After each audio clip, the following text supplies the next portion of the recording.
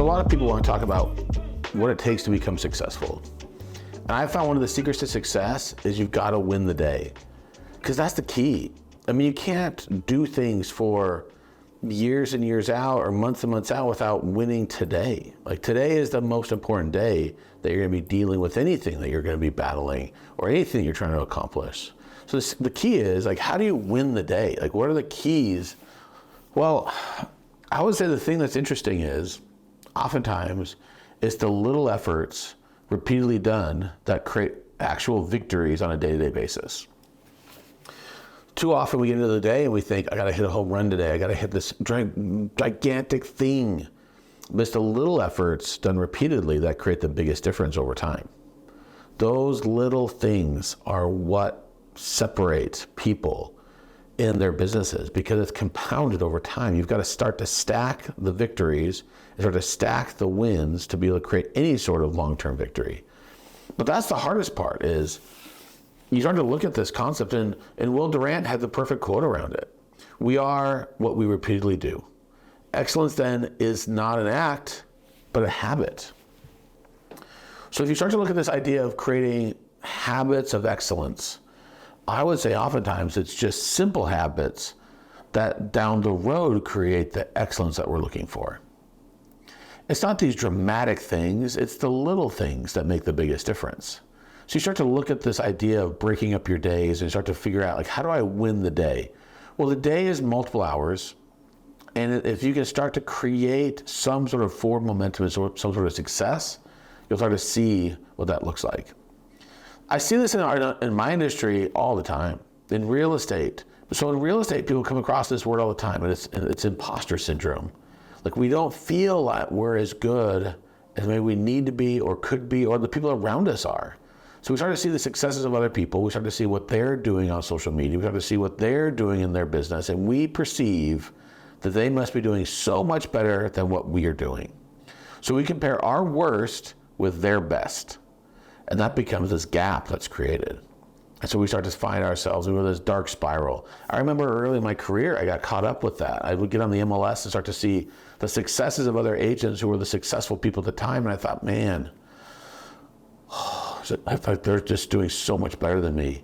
And they're doing so much more stuff. They're doing so many things. And those times were typically at night. It was dark. It was like this weird time where I was just kind of getting this it's like a personal pity party of, oh, they're just so much better. And they're doing they're just having all this success. And it didn't do me any good. It didn't really, I was always competitive, but it didn't really get this like additional fire. It just actually started to make myself feel like it was insurmountable. And I get in this weird loop.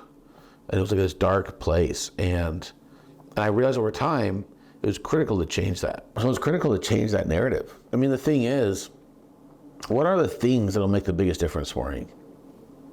Well, here's what I found. A couple keys to my long-term success and a couple keys to any sort of success. Here are the things that I found that have created the biggest success for me. And it's simply this. If I can prepare myself the day before for the next day, it makes a game-changing experience the following day. So the secret to having success on a day-to-day basis is actually preparing the day before for that next day success. So as I step into it, I look at the end of the day, I try to unplug from the world and I try to just reframe what has happened on that day and set myself up for the next day. I empower my subconscious by writing out a couple things at night that I can work on during my sleep in my mind. I make sure that I get recharged, make sure I can be able to get in bed early enough to be able to get the sleep that I need to be recharged. Because if I don't do that, I'm stealing from the next day. I've stolen the success from the next day by my inactivities or my approach to the day before. So my lack of attention and lack of discipline the day before actually will sabotage my following day. I don't want to sabotage my success. It's already hard enough. The last thing I need to do is make it harder for myself. In fact, the thing that's interesting is when you're starting out or you're moving your business and you're trying to get things moving forward, those are the times that you'll often feel the least amount of support. You get, most of the time, the biggest amount of support happens when we least need it. I don't know if you've ever been in a situation where you've actually needed to get money and things are tight and things are, you've got your credit cards at a certain place and you're just like, you're scrambling. Those are the hardest times to get money. Those are the hardest times to increase your credit limit. Those are the hardest times to have a bank lend you money. Those are the hardest times of getting any sort of resources. Those times that you need it the most. And when I don't need it, when there are the times that I don't need any money, people are throwing it at me. People are like, oh, we'll give you even more credit. Here's more credit cards. Here's more lines of credit. Here's more resources for you. Here's some money. Here's some discounted fees and whatever you want. Here's all this money, and I don't even need it. And what's interesting is when I need the support the most, it's when it's most likely not there. Sometimes it's just me cheering on my business and cheering on my own success. It's like the slow clap of an empty auditorium trying to get me to where I want to go. And then as success starts to happen, then people start to recognize that. And that's when I typically don't even need the support that people are offering, which is such a weird process. Because as people step into real estate, they need support, they need guidance, they need help, but it's a lonely journey. It's the same thing with any business. Any entrepreneur can feel lonely in the journey because it feels like they're going uphill and they're battling it alone. And it's in those moments that small victories start to stack the deck in our favor to get us to where we want to go. But the hardest part is we live in a world of instant gratification. We live in an Amazon Prime world. You can click with the click of a button, you can get whatever you want delivered to your home within a short amount of time. It's amazing. It's a fascinating time to be alive, to be able to whatever our wants are just a button away, just a click, and we got it. But what is most telling in this time is how critical it is to develop the patience to get what we really want, because oftentimes that is not achieved by the click of a button.